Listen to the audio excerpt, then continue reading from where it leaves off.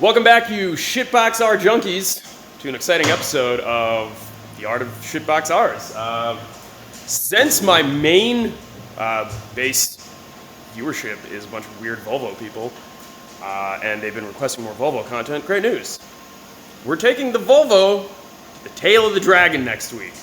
Probably a terrible idea, but I have a lot of maintenance to do on this thing. I have not done the brakes since I did the track day 2.5 years ago. So we're definitely on shims at this point, and the rotors are fucked. Great news. Good old Rock Auto. Tons of new rotors and pads on the cheap. We're also going to do an oil change, and we're going to check the Haldex fluid because I'm still having intermittent all-wheel drive issues, so I'm thinking maybe it's a little low after I did the pump. And we're also going to replace the strut bar because these tabs magically broke somehow, and I didn't realize until I looked under the hood the other day. On top of which, we're also going to repair an exhaust hanger, again, because they're kind of small and they keep breaking, so hopefully I can get that done today. Oh yeah, I have to change tires, but that's tomorrow. No one wants to see a tire changing video. But that is the idea. I'm going on a week-and-a-half long road trip, and I need this thing to work. And I probably should do an upper radiator hose because it looks kind of sketchy, and I should install a catch can. It's kind of a pain in the ass, and I don't know if I'll have time for that today. So, here we go.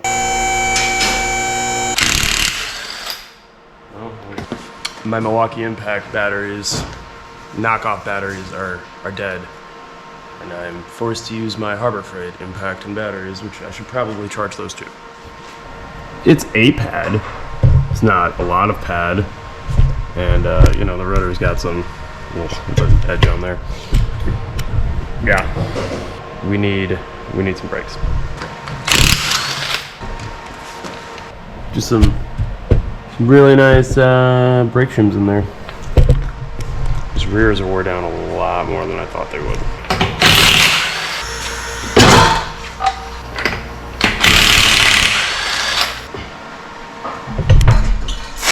Brake replacement is pretty straightforward. 2 bolts at the back of the caliper, 15 mils.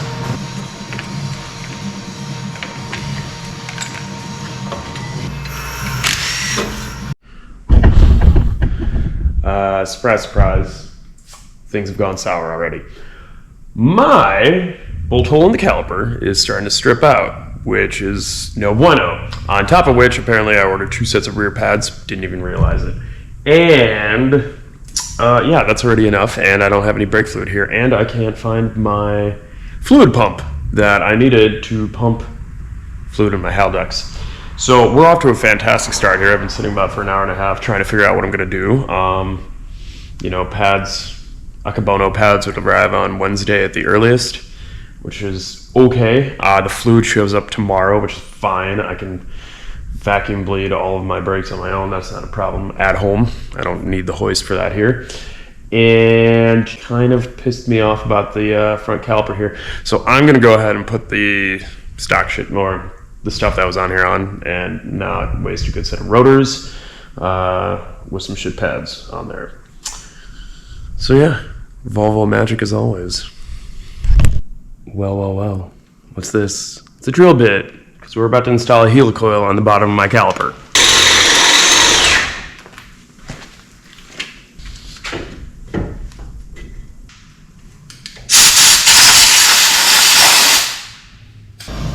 I'm not one to be superstitious, but maybe all the reasons for Volvos being so unbelievably questionable sometimes is the fact that they use 13 mils everywhere on this thing. Kids.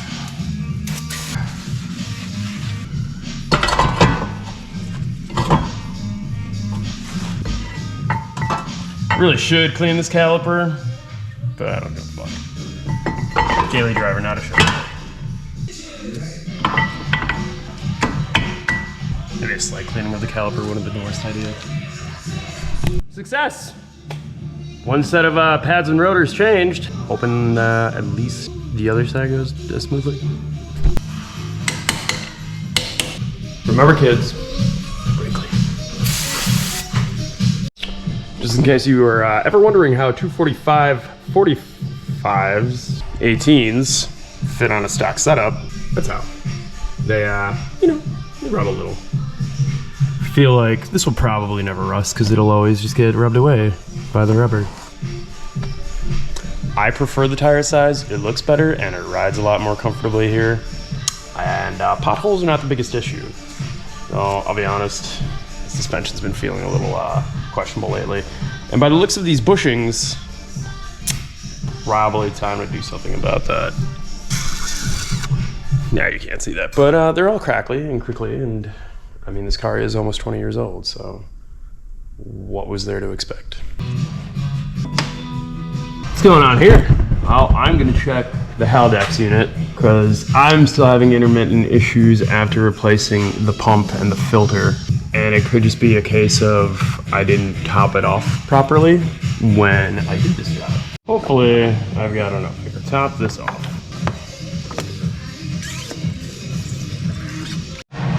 And now, the finishing touches on this lovely little SHITBOX R of mine.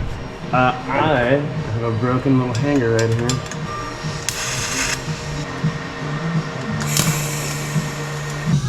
I like Ultra Platinum.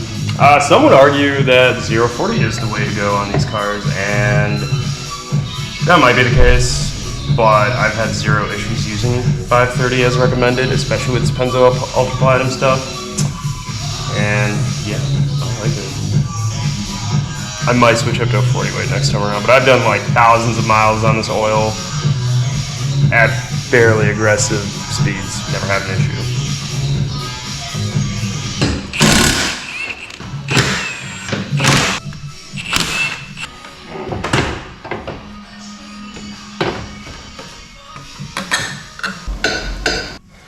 And now I have a working strut bar again and upper motor mount. Huh. I even managed to put some new Zert fittings in here and fix this so I can put my head rest back on here. All the fixing. As you may have noticed, we're not at my shop anymore. I kind of fucked up my order for brakes from Rock Auto. I ordered 2 sets of brake pads, didn't even realize it. So I had to run over to Pegasus to pick some pads up. I ended up going with the HP Pluses. Should be fine for Tail of the Dragon. I don't think I need something like GTC 60s or 70s because it's not a track day, which would have been really good. At the track day, I took this through once. Hopefully, things go much more smoothly on the other caliper, and I don't have to go retapping it like I did the passenger side one and putting a helicoil in it. After I do the brakes, gonna bleed. I need to degrease the engine bay. And into a slight issue yesterday while driving this thing around. Suddenly, the alternator light came on and off intermittently, and then my Haldex cut out, and then the alternator light went away. I tested voltage when I got home, pulling 14.4 volts at idle, so we're doing good there.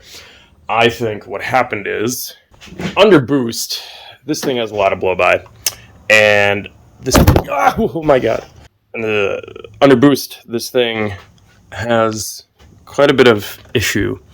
Popping this sucker out, the oil dipstick, which then just gets absolutely everywhere all over the components up here.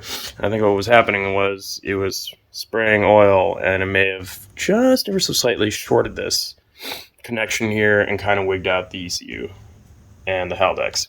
This whole alternator thing, it has me a little worried, just ever so slightly, because if it is going bad and I'm going on a road trip, Tennessee and Kentucky for a week and a half, having this thing break down anywhere there would be a pain in the ass. I am going to bring tools, and I am half tempted to just order another alternator on Amazon and have it reach me at the Airbnb down at the Tail of the Dragon. So we'll see about that. Hopefully this isn't as bad as I think it is. Hopefully it was just a little bit of a hiccup. Hopefully, I wash this all away with degreaser and, power wash it carefully, and we'll be okay. Those are my hopes. Are they good hopes to have? Probably not. But I gotta stay positive. And honestly, this thing, doesn't let me down all that often. And ever since I replaced my tires, the Haldex hasn't been an issue on and off intermittently. So I think my really, really uneven wear on the tires from the track day over the last 2 years probably freaked it out a bit, not gonna lie. We'll see how this trip goes.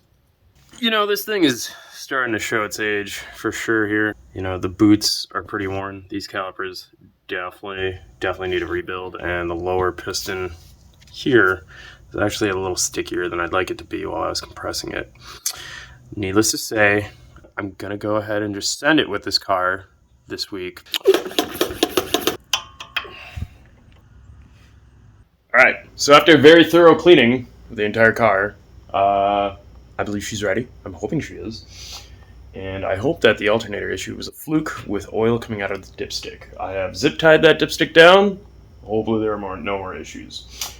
Now to pack up, and we're off to Tail of the Dragon at 5 in the morning tomorrow. I'm gonna pack away just a few tools. Oh, ye old brokening SHITBOX R.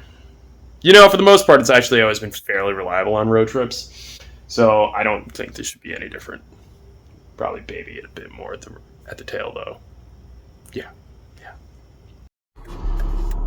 And so my little Tail of the Dragon adventure begins with minor drama. My alternator light did come on a little while ago, but now it's off, and we're still pulling 14.4 volts. So we'll see what happens. But off we go. Well, that was the quickest end to a road trip I've ever experienced. The alternator's voltage regulator is definitely shot. I keep getting intermittent power issues. We pulled off, and I tested it when the light was on in the Volvo, and I was getting like 12 volts. Right now, I'm assuming it's getting its usual 14, but the light keeps coming back on and off, and I just didn't feel like trying to ship an alternator down to the red or down to the Tail of the Dragon and trying to do the repair there. So I'm on my way back home. So much for that. How to replace a Volvo alternator.